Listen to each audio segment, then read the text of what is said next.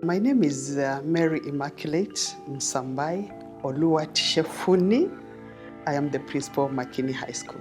Kenneth Monjero, and always referred to as Dr. Fan, because of my passion and love for empowering children or young people into science, technology, engineering, and mathematics.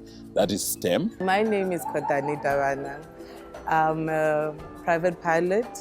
I'm currently working on my commercial pilot license.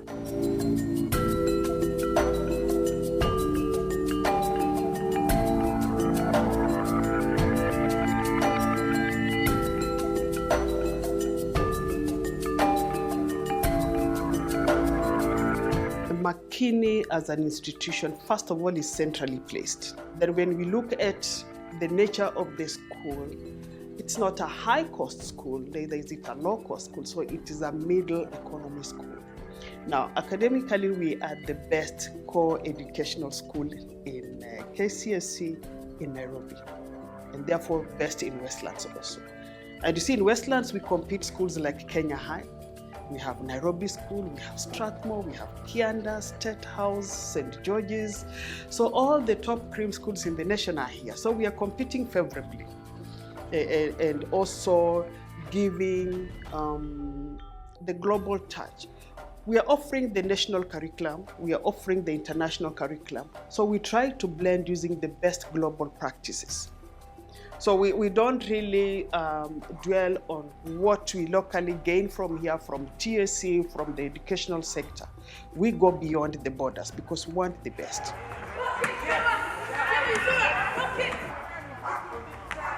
We believe in amazing progress made by any student. So whatever level you get into our system, we measure and we track it, that we add value to you by the time you leave school.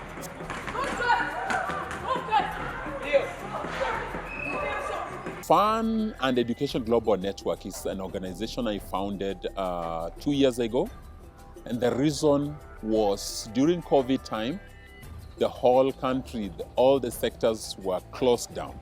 And that's how I thought, why not start a network that will bring together like-minded people, professionals, to empower young learners, as well as connect these learners globally. And that's how I came up with fun, because we need them to have fun as an attraction, to come, curiosity, come and see what's happening. 2, education, because we don't want them just to have fun, but we want them to learn with fun. One more guess for the EPS.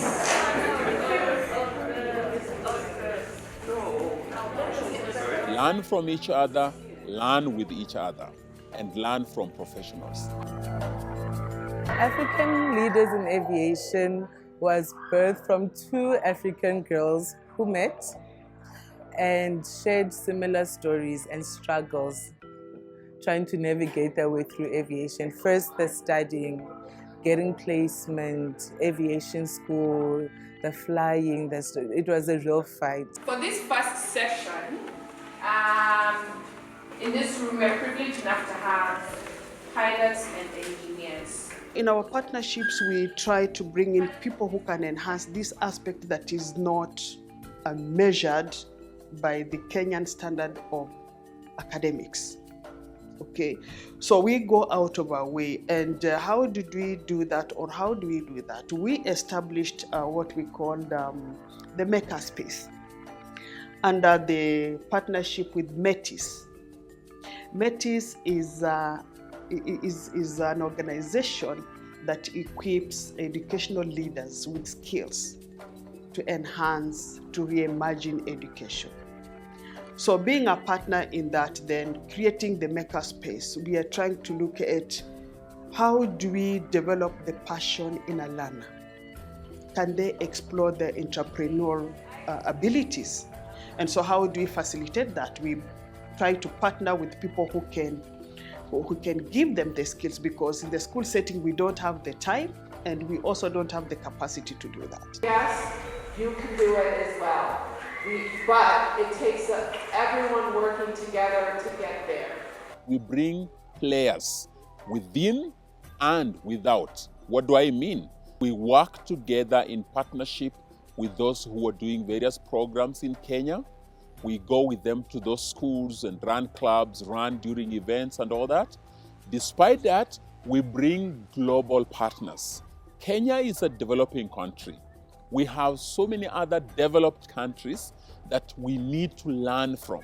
But as we learn from them, we equip ourselves, we maximize utilization of local resources to empower that child with the needful skills that can tap the innovation that we need to address local problems. So, forward, then stop. We have an aviation background. We share the passion. But when we started, there was no information. We had to go to the actual airport. But then before you get to the actual airport, you have to find out, where do I go to find out about becoming a pilot? You go to universities, and universities like, nothing like that happened. So we did our own research that cost a lot of effort and time. My parents also didn't know any better because we weren't from families that we had uncles or parents who were pilots. So that process taught us information isn't there, especially for the black child. So we wanted to be the answer for that.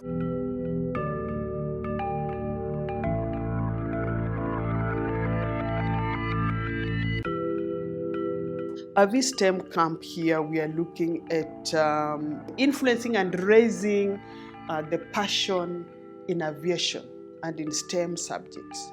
Remember, in CBC, they're emphasizing many of these STEM subjects. We have aviation coming in, we have mechanics, we have engineering, we have electricity, we have all these subjects that were removed from the system and taken to the technical schools or colleges back into school. So we are just trying to sensitize learners, and if you went through their program, we don't just have Makini students. We have collected learners from all over, from the informal settlements to the formal settlements, or rather formal learning systems, informal learning settings, and bringing them all together because we are centrally located. We have the ability to host it. Other schools may not have the ability. We already had been developing AV STEM, but we're like, okay, for Kenya, what can we do? We decided to come with manned aviation, which is your router aircraft, which are your helicopter pilots, your fixed wing, your airline, your Boeings, and then unmanned, which is also a big thing, which I see happening in the world, your drones. We brought a drone team, professional, because we're excellent. We don't come and say, oh, here's a drone, pictures. No. We get professionals like we did with the manned aviation. We brought ATP pilots, airline pilots for that. With the unmanned aviation, we brought drone professionals who have a curriculum already for kids, and so they can understand at their level that drones are not just for taking pictures at weddings. There's agriculture, there's so much more you can do with drones, and that's where the world is going. In Zimbabwe earlier, we hosted this AV STEM program. We had students from university who built their drones and showed the kids, oh, this is the compartments of a drone, this is what we did. And then we bring in the science, where they do actual science experiments, they see engines and do some mechanical things.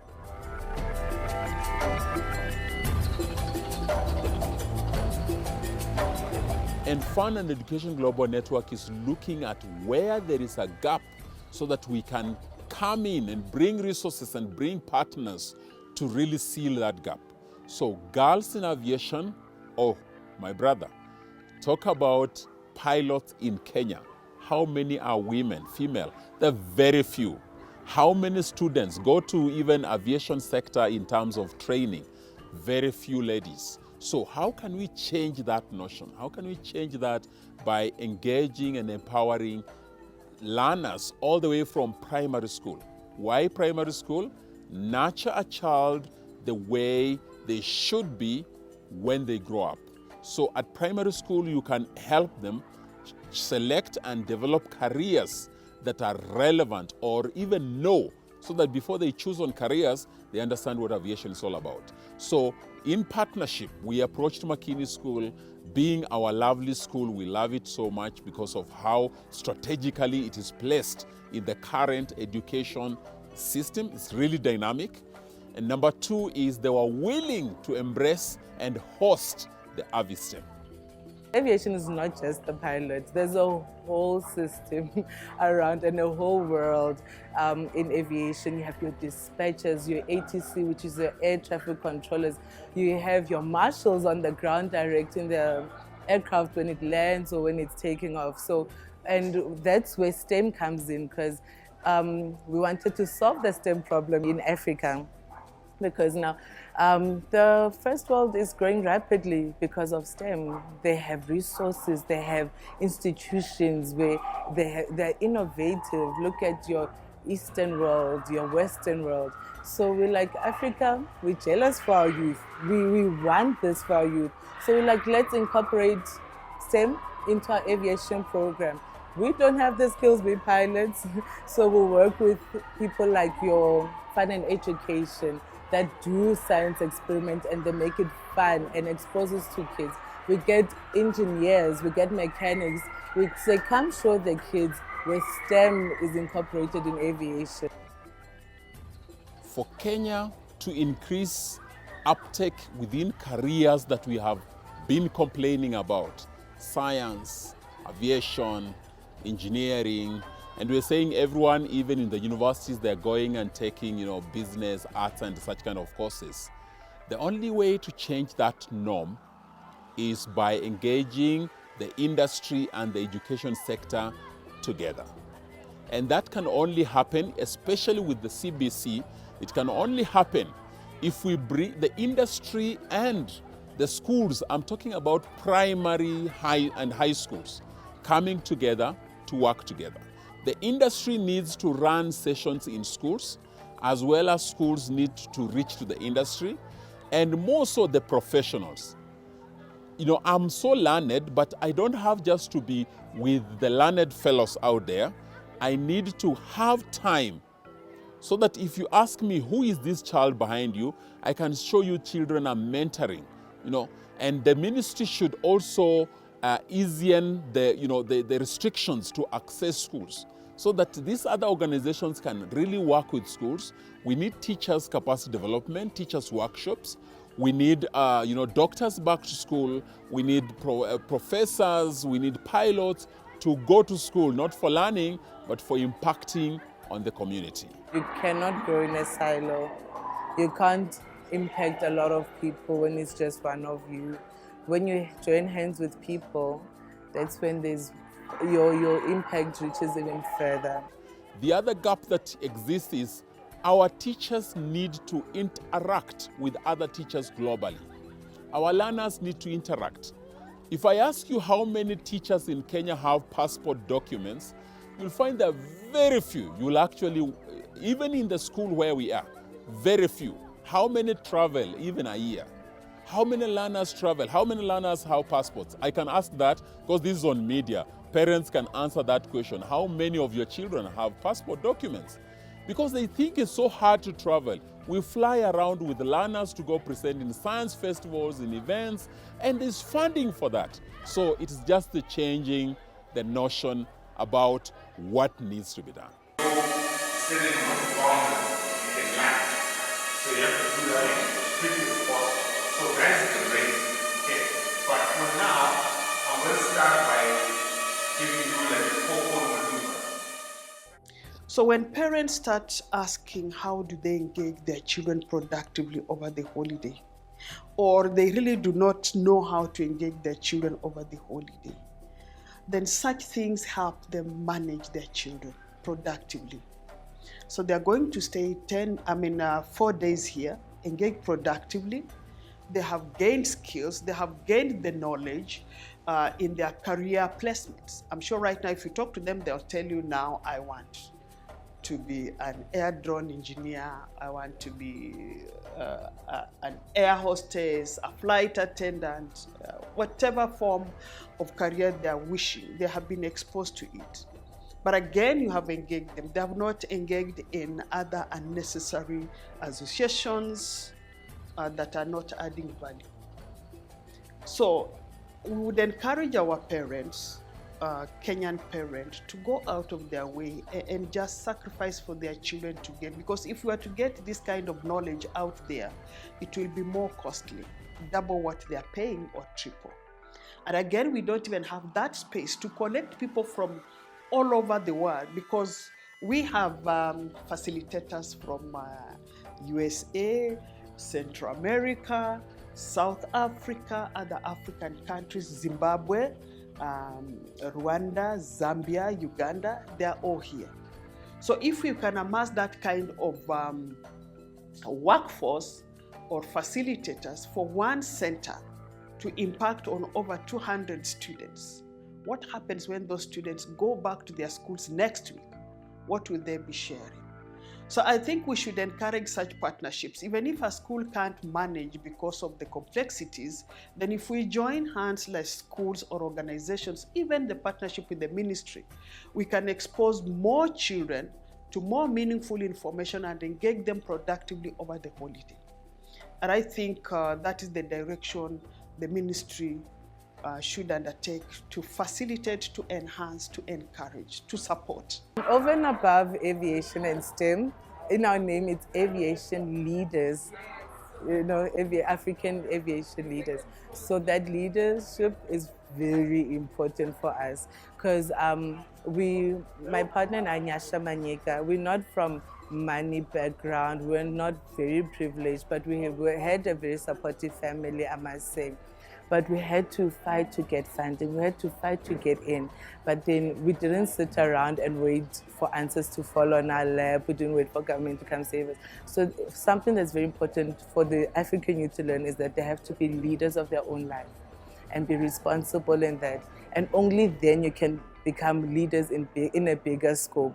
You're able to lead a community, you're able to lead a country, organizations with integrity.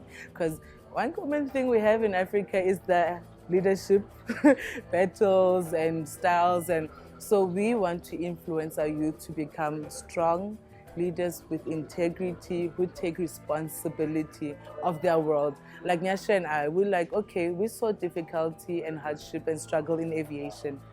We're gonna take leadership in this and be the answer for it. So that's the mindset we want to start. That African youth shouldn't be used to the handouts.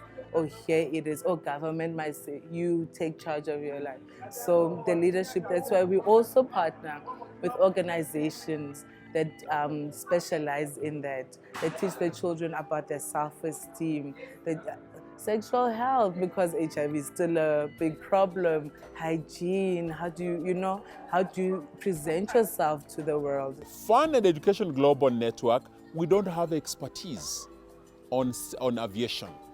We have expertise on STEM, but that's now touching on aviation, just science, how does an aeroplane go up and such. But we needed the learner to interact with professionals in the aviation industry. And that's how we partnered with African leaders in aviation and brought on board women in aviation and many other stakeholders. We got 35 visitors in the country because of this initiative. Technology is a very rapid world, and the future is keeping updated, making sure that our kids are getting the most current education, being exposed to the latest technologies, being exposed to, because for example, we can't just bring a doctor and say, oh, here's a doctor. I mean, that's an old concept. And then, okay, we'll bring here's an aviation doctor. The next step is, this is how they use technology to improve the medicine world. That's the future. We need to expose our kids and keep the tempo and work in building more partnership and getting more countries involved. Because now we've been in Southern Africa, which is South Africa and Zimbabwe. Now we're in East Africa. There's some invitations of other countries in the East. So it's growth. And finally getting the whole continent involved in this movement and concept called AV-STEM, where we can have a common, program and exposing kids. And we can be competitive with the Asian kids, with the Western kids who have the resources. And when we work together as a continent, we go further. West Africa will bring something that East Africa doesn't have. The northern part, central, we don't have all the answers. Some of our answers are within the other areas of the continent, and that's very important to get everyone involved. And yeah, work towards a common goal, because our youth are our future, and we can't be left behind. We can't be, for so many years, Africa hasn't brought solutions. Look at COVID. We didn't bring real solutions. Solutions are coming from the West. So we need to bring real solutions relevant for Africa. So that's the future.